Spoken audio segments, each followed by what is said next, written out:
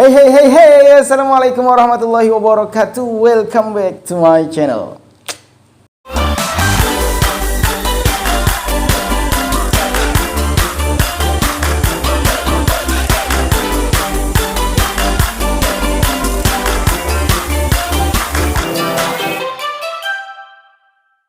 Orang tuanya. Ya. Padahal sebenarnya Bu, cucunya ada di Bandung. Ya. Cucunya ada di Bandung. Ya udah, sampai pada saat itu gue di chat sama orang tuanya, gue dibilang gue yang ngajarin anaknya nggak bener. Oke. Tanya semenjak kenal gue anaknya nggak benar sampai kejadian kayak gini, gue yang dibilang nggak bener. Gue dibilang perempuan nggak benar, gue dibilang perempuan pembawa sial. Sampai yang ngomong nyokap itu ngomong kayak, untung tuh anak digugurin. Coba kalau nggak digugurin, hidup lu sial 7 turunan. Ih, nyesek banget gue dengernya. Dia nggak tahu kalau anaknya hidup. Ya, mungkin buat anak gue juga nanti yang udah gede, lu nggak usah nyari bapak lu lah. Bapak lu udah nggak ada, itu. Berarti gue yang lahirin, gue yang ngurusin lu nyari gue, oke.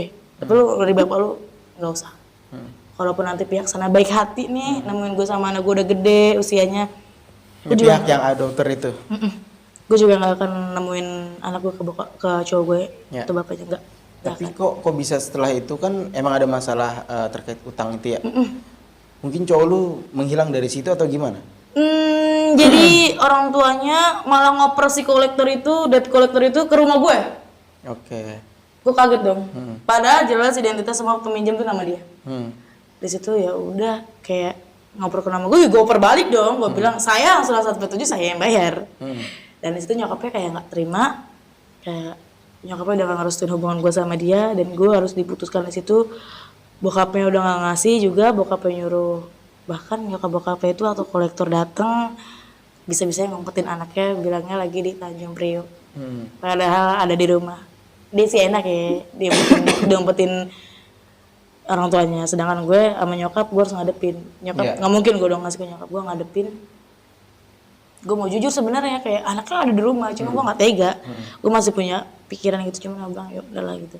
Kira mungkin cowok gue udah jujur kali ya, mantan gue itu udah jujur mau ke orang tuanya, akhirnya orang tuanya nutupin utangnya, bayarin cicilannya. Tapi dengan syarat dia harus ninggalin gue. Oke. Gitu. Dan lepas dari cowok gue itu, gue balik lagi ya ke pekerjaan gue aja gitu. Maksudnya ya yang masa lalu mungkin buat pelajaran juga ke cewek-cewek. Jangan mau kalau lu udah kebablasan, ya udah gitu. Kalaupun emang mau harus kesepakatan berdua, harus kesepakatan bersama, tanggung jawab bareng-bareng, jangan ditinggal itu aja. Maksudnya kayak ya lo mau digugurin, ya udah harus kemauan bersama. Tapi sampai finish, gitu. Setelah finish gitu. Kalau gue kan beda lagi ceritanya. Ya. Dan setelah lu udah break, udah hilang kontak. Udah hilang kontak karena diharuskan. Ya, dengan mantan lu ini, lu memutuskan untuk kemana nih? Gue memutuskan untuk gue kenal di situ, gue kenal lingkungan teman-teman gue yang banyak duit. Dari dapetin duitnya gampang. Gue ngikut dia tinggal di apartemen di Bekasi Timur gitu kan. Di Bekasi Timur gue ketemu sama dia. Gue ngeliat teman gue kayak tapi jangan salah, kalau kita udah berhubungan seks dengan biasanya biasa seminggu sekali, 2 kali, 3 kali gitu kan, itu pasti kebawa kayak ada hyperseks, kita tuh muncul kayak rasa kepengenan kita tuh ada terus gitu kan, karena sesuatu yang kita lakukan berulang-ulang itu menjadi habit gitu ya. Iya betul. Jadi kayak gue kalau lagi pengen nih, gue nggak punya bahan, tapi dan gue udah nggak punya cowok gitu kan, nggak punya bahan, gue harus kemana gitu kan mikirnya. Cuman nggak bisa tersalurkan nih gitu kan, keinginan gue pengen begitu gitu kan. Walaupun dengan kejadian sebelumnya itu lu tetap tuh ya? Iya. Oke. Jadi kayak udah, karena udah terbiasa sebelumnya. Iya. Karena udah terbiasa. Mungkin kalau yang buat suami istri juga pasti kan udah terbiasa. Kan. Nah, terus juga gue tinggal tuh sama temen gue. Gue ngeliat temen gue udah tahu sih pekerjaan di awal itu. Gue ngeliat kok dia enak banget, hasil tersalurkan, kayak nafsunya tersampaikan, tapi dia dapat duit, dibayar. Oke. Dan gue penasaran dong, gue tanya-tanya, dapat berapa? Terus lu main sama cowok lo sendiri atau ini ternyata bukan? Ternyata ya panggilan lah gitu, kayak dia disewa gitu. Terus berapa kali main gitu kan? Terus lu, pertanyaan yang paling gue tanya sih, karena gue udah belajar dari kejadian, lo keluar di dalam apa di luar? gitu kan. Pasti kayak mikirnya, jadi jawab, enggak kalau kita keluar di luar atau kata bahkan kita pakai alat pelindung. Gitu. Nah, terus gue tanya soal penghasilan, dia jawab, wah itu besar banget. Ya. Kayak buat dia tuh dapat harian. Mungkin buat orang luar sana itu bulanan. Nah, akhirnya gue kayak dia nanya tiba-tiba dia nyeplos, kenapa lo nanya-nanya kayak gitu? Iya. Gue mau dong. Gue Gitu. mau dong. Itu gue nggak ngerti gue mikir apa, tapi gue pikir gue mau dong karena dengan udah kefrustasian gue atas kejadian sebelumnya. Dan gue juga pengen punya duit. Tapi emang saat itu lu nggak kerja? Enggak. Gue setelah melahirkan waktu gue hamil itu gue masih kerja. Kerja sampai umur 8 bulan gue masih kerja. Cowok gue mah leha-lehe aja main game dia gitu. Tadi kan lu bilang sebelumnya yang 7 bulan itu lu yang nyicil tuh. Iya. Itu duitnya dari mana? Gue masih kerja di situ. Oke. Itu selama ngandung. Oh, selama ngandung. Iya, selama ngandung gue masih kerja. Ngerti nggak? Karena kan pas gue dapet duitnya masih ngandung 3 bulan. Nah, sampai gue habis melahirkan 2 bulan, gue udah berhenti kerja. Dan bersyukur ya banget ya waktu itu gue gak ketahuan sama perusahaan gue kalau gue hamil, karena satu perusahaan tahunya gue belum nikah. Karena nggak tahu karena badan gue ketutup jadinya apa gimana. Tapi emang gak ketahuan. Iya. Gue masih kerjaan gue dulu jauh banget gitu kan. Ya udah gue pas udah itu gue pengen dapat duit karena yang udah duit gue kerja buat nutup utang gitu kan. Gue pengen punya duit banyak karena gue ngeliat temen gue enak banget. Pasti kan semua berawal dari kayak apa yang kita lihat. Iya. Apa yang kita lihat enak gitu kan. Gue ngomong dong, gue mau dong. Dan temen gue tuh kayak nggak ada. Yakin lo mau? Nggak ada. Temen gue langsung mikir, yaudah, ayo ke mami. Dan di sana itu punya mami ternyata. Fungsinya mami itu kayak ngurusin kita. Oke. Jadi dia nyariin job. Tapi buat cowok-cowok nih hati-hati buat yang main di micet atau nyari-nyari dari online gitu kan. Kita nggak tahu kebersihan dia sampai mana. Oke. Kalau gue sih pada saat itu ya gue pede karena dengan bayaran tinggi kita dirawat. Iya. Tapi itu yang dimaksud bayaran lo tinggi itu per hari? Per hari. Per hari per satu klien. Bisa dapat berapa minimal per hari? Minimal kalau kotornya ya kita bisa dapat 3 sampai 4 juta, tapi yang kita bagi 2 sama mami karena mami yang ngurusin. Itu ya, minimal? Enggak, itu masih kotor. Iya, itu minimal. Karena kita memang dibatasin ya, sehari nggak harus 7 orang enggak lah. Ladies gue. Cuman sehari itu ya paling 2 atau 3. Minim-minimnya 2 itu dapat, kalau udah dipotong sama mami dapat 2,5 juta sampai 2,5 juta dalam sehari. Dalam sehari minimal 2,5 juta. Iya, 2,5 juta. Itu setiap hari? Enggak ya, kita kan gantian. Karena mami punya didikan nih bahasa gue ya. Mami punya anak, enggak cuman gue, itu ada 5. Dan jadi kita gantian. Misal hari ini gue nih, hari Senin, Selasanya gue off dulu. Rabunya gue baru dikasih itu gantian. Jadi berarti dalam seminggu itu ya 3 kali. 3 kali karena 3 hari lah gitu ya. Iya, enggak 3 kali ya, tapi 2 hari sekali. Oke, 2 hari sekali. Iya. Berarti iya dalam 3 minggu 3 kali. Dalam 1 minggu 3 kali. Dalam 1 minggu 3 hari. Bener enggak? Iya, 3 hari. 3 ya. Tapi dalam 1 hari itu bisa 2 sampai 3 sampai 4 gitu. Oh, enggak. Kita enggak bisa sampai 4. Oh, 3 minimal, maksimal. Maksimal. Berarti kalau 1 minggu aja bisa dapat 7 juta ya. 7,5 juta lah. 1 bulan 28 juta. 28 dan buat. Itu kalau hitungan orang-orang kayak kalian ya, itu 28 juta nih sebulan dia punya duit. Tapi kalau buat gue yang ngejalinin di akhir bulan, kalau hitungan di akhir bulan tanggal itu di 28 juta tuh udah nggak ada. Maksudnya udah nggak kehitung 28 juta itu. Saking banyaknya atau gimana? Saking pengeluarannya banyak. Saking kayak karena mindset gue waktu itu duit dapat segini gue habisin hari ini. Gue dapat segini gue habisin hari ini. Karena buat gue gampang nyari duitnya. Gue mikirnya hari ini habis besok gue dapat lagi. Hari ini habis besok gue dapat lagi. Iya. Uang panas. Berarti 28 juta itu lu bagi kayak misalnya buat belanja, buat perawatan. Nah iya. Dan gaya hidup kita juga tinggi. Kalau kadang kalau gue off nih, itu belum tentu gue diem aja di sana. Kita ke tempat malam, dunia malam, kita ke bar, kita ke tempat dugem. Sedangkan open table di sana aja kita bisa habis berapa juta. Udah kerjaan haram, lo ngelakuin hal haram lagi, ya udah duit lo akan ngalir gitu aja. Oke, masuk. Iya. Terus dari situ lu mulai terjerumus lah di situ. Gue mulai terjerumus, gue mulai nyaman banget.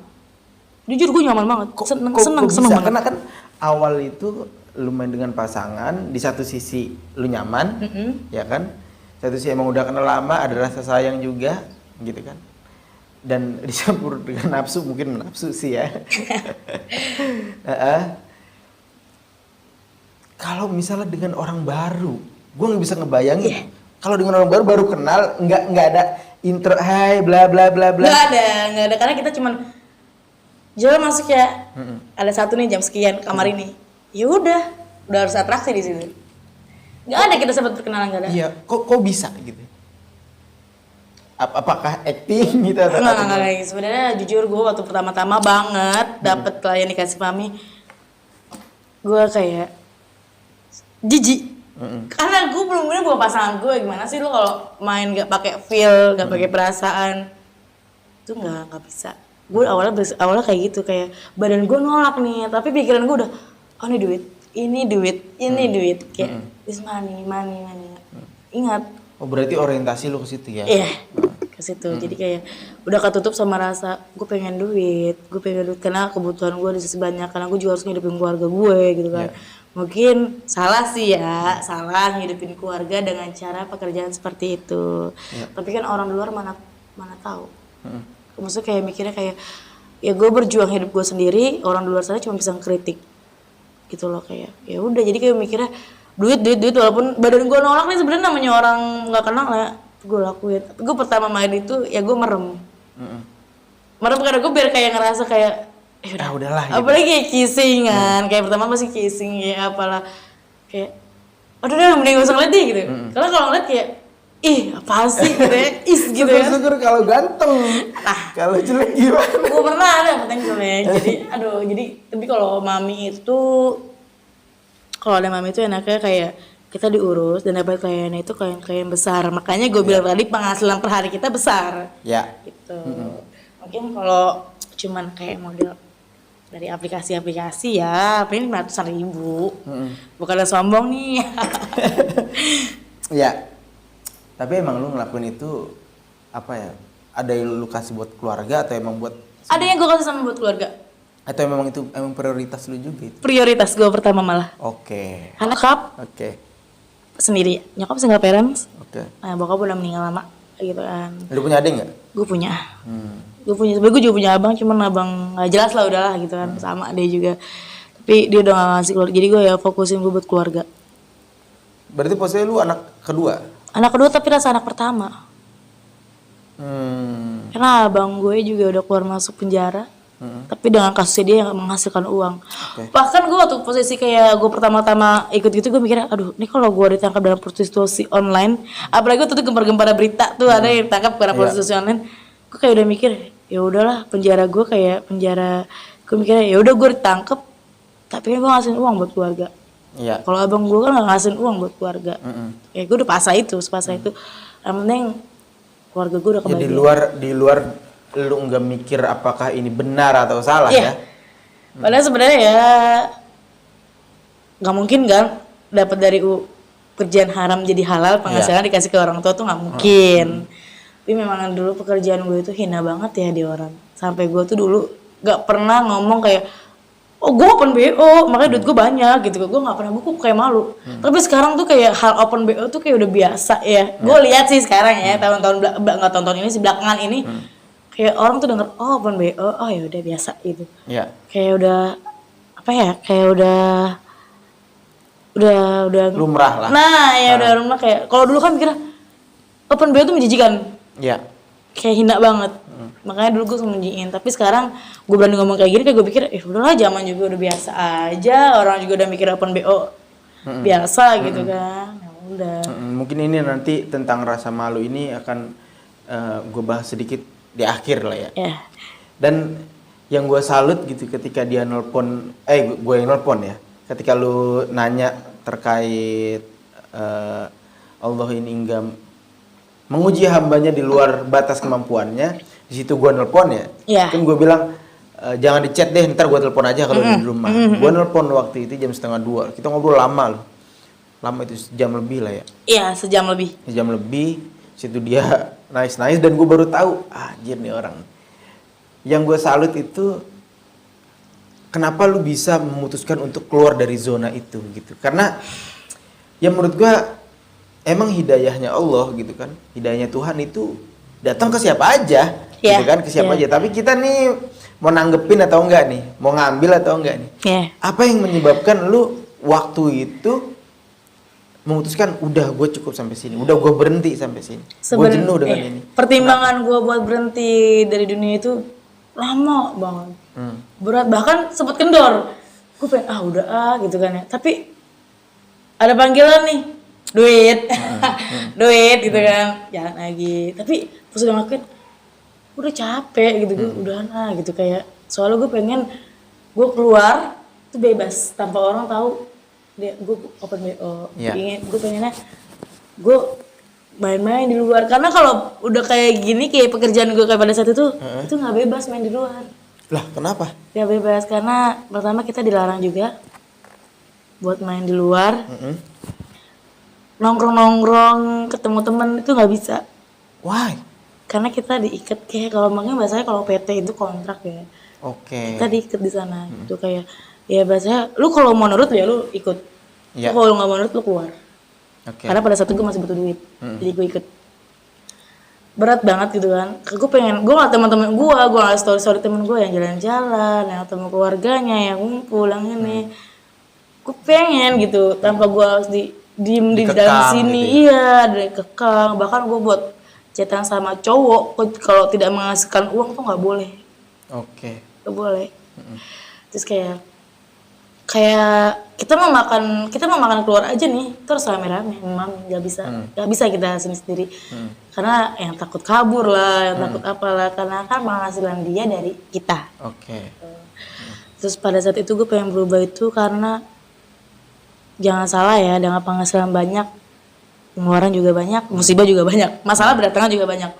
Cuman jujur pas gue dari masa begitu, masalah gue nggak terlalu banyak, maksudnya nggak terlalu berat. Tapi ketika gue memutuskan gue berhenti, aduh ya salah, banyak banget masalahnya, berat. Jadi kayak gue rasa kalau udah kayak udah hopeless banget, kayak masalah gue udah capek, gue kayak rasa gue pengen balik lagi ke dunia itu. Karena apa ya, kayak mikir ya anjir enakan gitu ya, ternyata enakan gue yang sebelumnya dibanding yang sekarang. Kok gue berhenti malah masalah gue banyak. Gue berhenti kok malah ujian gue terus-terusan gitu kan. Makanya mungkin waktu itu lu nelpon gue, lu cerita itu ya? Ya mungkin karena goyang tuh gue tuh. Gue udah sempat mau ngontek temen gue pengen balik lagi ke dunia itu. Cuman nggak tahu entah apa. Intinya gue berhenti karena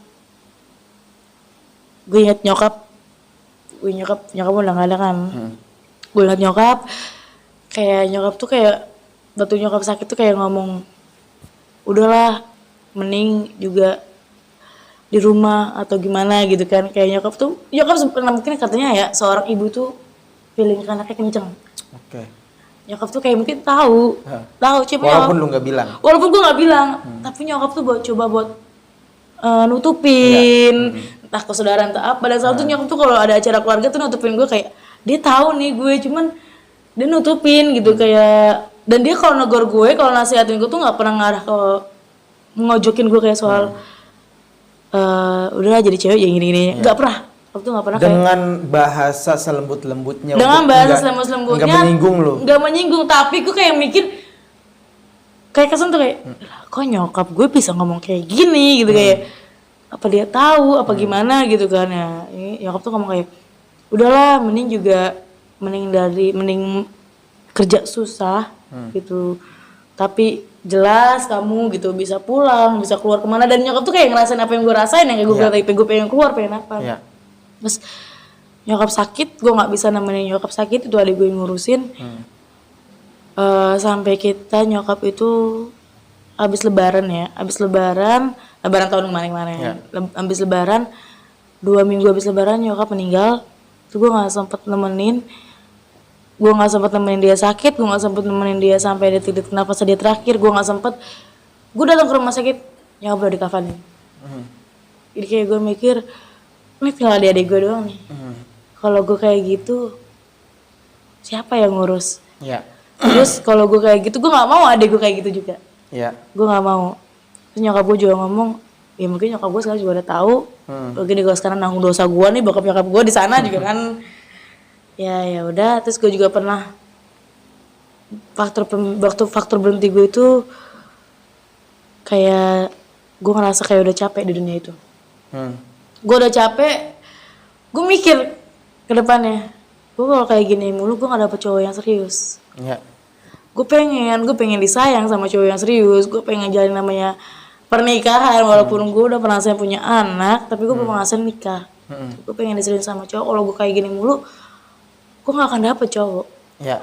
Gitu. Dan gue gak akan memperbaiki diri gue dulu. Gue bakal kayak gini terus sampai gue nanti tua, bakal gue bisa ganti posisi mami gitu. Iya. Mikirnya gitu kan. Terus kayak ya udahlah, kayak bener-bener pas nyokap gue meninggal tuh gue kayak dihantem dunia. Gue udah kehilangan nyokap, tapi yang lebih parah sih waktu awal ya, gue kehilangan bokap, gue kehilangan cowok gue juga pada saat itu. Tapi sekarang gue dihantem nyokap, hilang tuh semua keluarga gue gak dapet kasih sayang dari siapapun. Yang gue bilang tadi, gue pengen disayang, gue pengen punya rumah tempat cerita, gue pengen dapet cowok yang serius, kayak karena gue udah gak punya bokap, gue nggak ada yang bimbing gue gitu. Cuma gue nyokap juga udah nggak ada. Nyokap udah nggak ada, kayak mikir jadi gue kalau kayak gini mulu sampai kapan? Iya, gitu ya? gue tuh kayak dapat serangan hanteman bintang jatuh apa gimana, kayak tiba-tiba gue capek dikekang, gue capek kayak kerjaan gue cuma tidur ngangkang gitu kan. Kayak gue pengen ya udah, gue nggak beraniin diri buat gue dari zona nyaman itu. Sebenarnya tuh nyaman banget, jujur nyaman banget. Mungkin buat nih gue juga nggak ada maksud nih ya kayak menyinggung yang di sana masih bekerja seperti itu, nggak. Mungkin kan emang kita cara mendapatkan uang, cara mencari penghasilan tergantung nyamannya pribadi masing-masing. Kayak gue nyamannya pada saat itu kayak gitu, kayak lo nyamannya mungkin seperti ini gitu kan. Jadi ya gue nggak bisa nyalain itu salah, nggak. Gue nggak pernah kayak, gue udah capek, gue udah kayak ngerasa kayak ini tuh nggak sehat. Gue baru punya pikiran kayak gitu setelah kejadian ya nyokap gue udah gak ada lah, intinya gue udah kehilangan semuanya. Gue kayak ngerasa ternyata pekerjaan gue kayak gini gue kehilangan semuanya. Emang duit banyak, tapi namanya sama keluarga kan, kalau udah hilang bisa balik lagi. Duit hilang masih bisa kita cari, walaupun harus usaha lagi. Tapi kalau keluarga udah nggak bisa. Dan gue tuh nggak punya lingkungan yang menarik ke hal positif, gue nggak ada. Jujur gue nggak ada. Jadi kayak gue nyaman banget waktu itu, gue nyaman banget. Gue dapet duit banyak, gue nggak punya orang menarik ke hal positif. Akhirnya gue coba, dan gue keluar dari sana juga bukan secara baik-baik. Jujur, gue kabur. Nah itu yang gue pengen tanyain, maksud gue setelah sebab lu memutuskan untuk keluar, apa yang menyebabkan lu untuk keluar itu gitu? Karena kan susah gitu ya, kayaknya susah. Dari cerita-cerita lu tadi nyaman, lu dapat duit lah dan sebagainya, hasrat tersampaikan gitu. Dengan alasan-alasan lu untuk keluar tadi, yang gue pengen tanyain, kok bisa lu keluar? Gue kabur, gue minta bantuan sama temen gue. Dan bantuannya itu kayak dia cuma jemput gue doang sih, tapi usaha gue keluar dari apartemen itu gue sendiri. Barang gue juga nggak sempet gue bawa semua, gue bawa seadanya. Tuh gue buat kabur tuh gue mikir sejam 2 jam dalam, gue sampai nangis. Gue mikir keluar apa enggak ya, tapi gue takut. Gue orangnya nekat sih. Gue kalau udah pengen udah nekat, gue bilang gitu.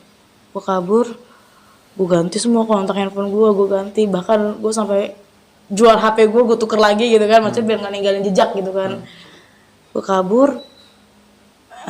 Kadang kalau di apartemen itu bebas ya, kayak nggak ada yang nanya juga lo mau kemana, nggak ada. Tapi yang penting lo mami nggak lihat gitu. Gue kabur, gue minta jemput temen gue di bawah. Dan baru berapa jam gue kabur, itu gue belum jual handphone gue. Tuh handphone gue udah rame. Gue udah kayak pulang. Kayak kabur tapi bawa hasil perampokan gitu, nggak nyaman banget gitu. Dan gue juga yang buat gue nggak nyaman, gue harus keluar. Gue nggak bisa jujur, terus kayak gue nggak bisa apa adanya diri gue harus ngumpetin mulu diri gue kayak, masa iya sih orang bukan terima. Pada satu pikir gue, orang gak akan terima kali kalau gue open BO. Gue pengen punya teman di luar, gue pengen bebas di luar. gitu. Dan setelah gue kejadian kayak gue hamil duluan nikah terus nggak dilakuin, kayak gue sebenarnya mikir kayak gini, kayak kalau gue berhenti apa masih ada yang mau sama gue, apa ada yang mau temenan sama gue, terus gimana lingkungan sekitar gue apa yang bisa nerima gue. Gue mikir kayak gitu, tapi gue harus coba berani keluar. Karena kalau gue nggak keluar, yang pertama gue takutin adalah penyakit kelamin. Memang kita dikasih obat tapi kita nggak tahu. Iya. Dan itu berkelanjutan kayaknya. Maksudnya kelanjutan itu susah untuk berhenti. Gitu. Susah untuk berhenti. Susah.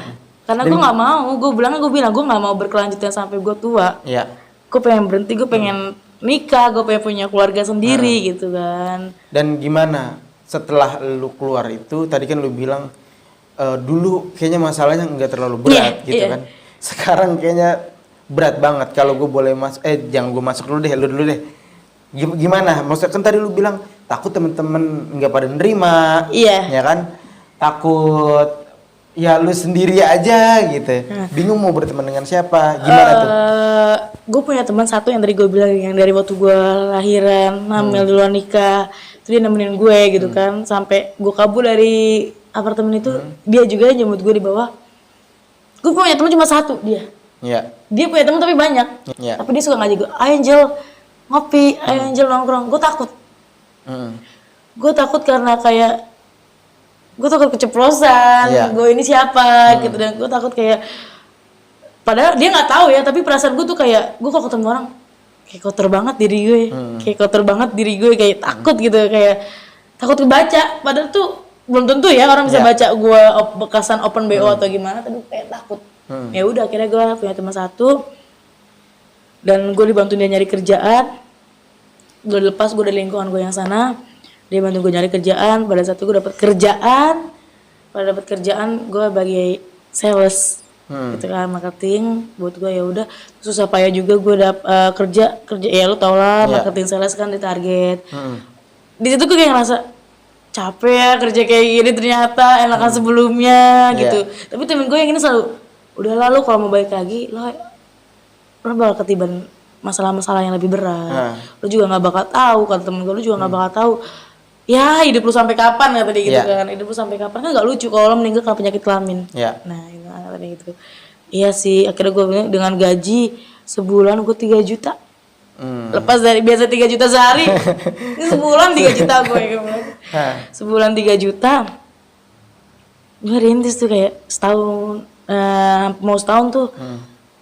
Kayak ya udah, terus pada saat itu juga gue kayak ngerasa gue pengen ngerubah diri gue gitu kan. Karena kalau dulu kan gue nggak gini nih, dulu gue nggak pakai hijab, gue nggak ketutup, nggak. Karena dulu yang gue sama cowok gue, kenapa gue mau begitu? Karena kan pikir gue cowok deket sama gue pasti karena nafsu. Karena dengan gaya gue senonoh kalau pakai pakaian, dengan yang terlalu terbuka gitu kan. Tapi intinya gue tau cowok gue sayang sama gue, kalau gue lakuin kayak gitu. Ya lu nganggapnya itu lah gitu.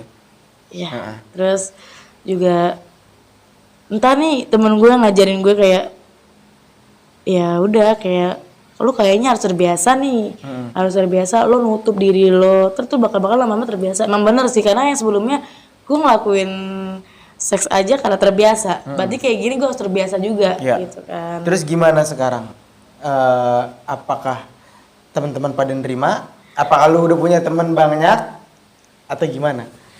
Ya gue udah punya teman banyak, tapi gue masih takut buat cerita sama teman-teman gue. Ya. Karena awal gue ketemu lu aja, menurut gue itu udah banyak gitu di tongkrongan itu. Iya. Gitu. Gue punya teman banyak, tapi kayak gue masih harus nutupin diri gue sendiri. Ya. Gue kayak ini gue baru cerita, gue baru ngangkat cerita gue di sini, yang soal gue mau di luar nikah, yang apalah gitu kan. Karena kalau di tongkrongan itu gue kayak mau ngomong, mau hahi itu kayak terbatas. Kayak aduh gue takut keceplosan. Tetap teman banyak, mungkin lingkungan menerima karena belum tahu. Karena belum tahu ya. Tapi teman gue yang udah tahu ini juga dia nerima banget sih gitu. Bahkan sampai saat ini dia yang ngebimbing gue kayak gini. Oke. Ini udah hampir 1 jam kita ngobrol. Iya. Mungkin nanti kalau teman-teman request Angel untuk cerita lebih banyak lagi, bisa tulis di kolom komentar Angel ya. Karena gua nggak enak juga, ini udah jam berapa tuh? Udah jam 11 lewat, dia kesini naik motor, luar biasa. Maksudnya takut pulangnya kemalaman. Iya, betul. Karena itu gue cukupkan lah sampai sini. Yang gue garis bawahi tadi yang gue pengen bahas itu apa tuh? Oh ya, ketika lu keluar dari zona itu, ujian makin banyak. Ujian makin banyak. Masalah makin berat. Makin berat banget. Menurut gue itulah ya cara Allah nguji gitu. Ketika Tapi, kita udah geser tempat, kita udah naik kelas, otomatis ujiannya kan nambah gede. Iya, Pasti, kan? mungkin berubah gue juga sekarang masih biasa aja ya. Mungkin buat gue sih, mungkin buat orang sana biasa. Cuma buat gue kayak udah suatu apresiasi, kayak gue udah mau begini, gue udah mau usaha cari pekerjaan lain, gue udah menutup aurat gue sendiri. Mungkin ya agama gue masih cetek. Jujur, gue kalau mau sholat nih di depan orang, gitu. bukan mager di depan orang yang tahu masa lalu gue malu. Iya. Gue malu. Jadi kalau mau sholat tuh kayak mikir, gue malu gitu. Padahal sebenarnya sholat aja ya. Cuma kayak gue malu deh tau masa lalu gue bakal ketawain gak sih tiba-tiba sholat kayak gini gitu. Tapi anehnya ketika kita berbuat kejelekan di depan dia, kita nggak malu. itu. Jujur gue kalau mau sholat tuh kayak gue mau sholat kayak gue takut, gue malu gitu. Gue malu gitu. Sholat gitu. Dan yang terakhir ya terkait tadi lu takut temen-temen lu nggak terima gitu kan, ketika lu cerita dan sebagainya. Ya buktinya gue kenal sama lu, kita ngopi pertama, terus kita ngopi juga beberapa kali kan sampai gue tahu lu dan sebagainya. Ya fine aja gitu. Dan tapi saran gue nggak usah cerita. Saran gue nggak usah cerita karena sesuatu keburukan. Makanya gue minta nih di blur. Iya, dia minta di blur mukanya. Oke, siap. Sesuatu keburukan yang kita lakukan itu nggak usah kita umbar-umbar, ya. Dan kita ngobrol begini pun kita ada niat, ada tujuan untuk bagi orang-orang yang sudah tercebur, bagi orang-orang yang punya masalah dan sebagainya. Atau bagi orang perempuan yang udah punya niatan nih. Nah, jangan sampai lah gitu ya. Jangan sampai nikmat di awal tapi di pertengahan jalan lu bakal ngerasain bosan, capek, udahan, pengennya udahan. Tapi ingat keluar dari zona kayak gitu nggak gampang. Iya. Maksudnya sekali tercebur kayak lumpur hidup kali ya kalau gua ini. Itu makin dalam gitu kan. Dan gua pun pribadi kalau suruh ceritain kisah hidup gua udah nggak tahu cerita dari mana. Iya. Gua udah nggak tahu. Iya. Maksud gua itu nggak usah lu ceritain ketika nongkrong kalau lu begini. Tapi lu juga jadi diri lu. Gitu. Jadi diri lu sambil terus menerus memperbaiki.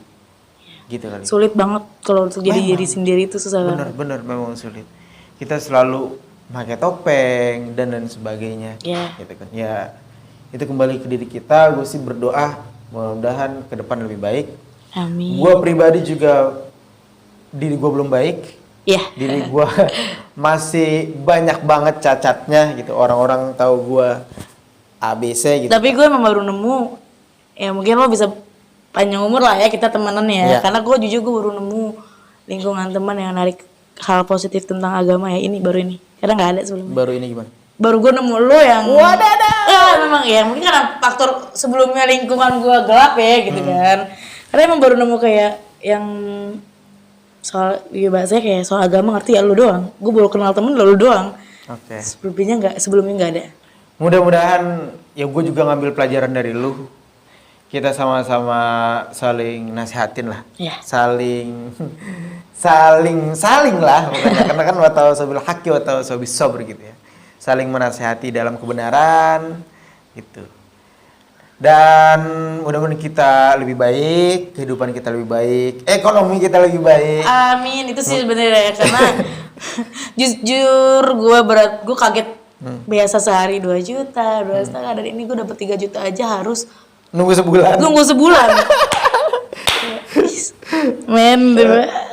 Memang kalau misalnya kita kebiasaan hidup enak gitu ya, terus pas dibenturin sama yang gak enak, waduh berat banget karena gue ibarat biasa tidur di tikar, pas besoknya tidur di tikar udah biasa. Biasa tidur di tikar, besoknya tidur di spring bed loh. pules. Nah, Gitu. nah, jadi buat yang pengen niatan, gue bilang sih jangan. Masih banyak cara lain buat mendapatkan Ya. penghasilan. Ya kisah gue jangan ditiru lah. Ya. Gue berbagi kisah kayak buat lo biar open minded sendiri, kayak buat buka pikiran. Oh iya gini ya gitu, kayak janganlah, gue bilang jangan, intinya jangan, karena udah keenakan susah. Ya. Belum tentu yang gue bilang lingkungan kita terima. Ya. Oke, mungkin nanti gua akan lanjut ya. Part 2-nya mungkin ya, kalau misalnya kita panjang umur. Kalau misalnya Angel juga bersedia. Terus kita bakal berbagi-bagi cerita lagi. Gue juga masih penasaran gimana suka dukanya dia ketika dulu dan sebagainya. Atau mungkin ini cukup sampai di sini. Gue juga nggak tahu, nanti terserah Angel deh gimana. Ya. Gue sih terserah yang nonton ya. Mungkin kalau masih penasaran ya, mungkin bakal lo lanjut. Kalau masih penasaran, panjang sih ceritanya. Cuma karena tadi kemalaman tag-nya ya, ada kesalahan juga kan. Jadinya ya udah. Jadi singkat ceritanya gitu. Kalau masih mau berbagi masalah yang lainnya, tergantung dia yang punya kan ya. Mau ngundang gue lagi atau enggak. Mungkin kita berbagi kisah kali ya. Iya, berbagi kisah. Dah teman-teman, dari gua dan Angel itu aja. Jangan lupa like, comment, and subscribe. Dukung terus channel ini. Yang menonton channel ini gua doakan mudah-mudahan senantiasa disehatkan oleh Allah Subhanahu wa taala. Kalau masih mau ngeliat gue, komen ya. Kalau masih mau ngeliat gue, komen. Kalau masih ngeliat gue. Lancar rezekinya dan berkah segala semuanya deh. Dari gue itu aja. See you next time, see you next video. Assalamualaikum warahmatullahi wabarakatuh.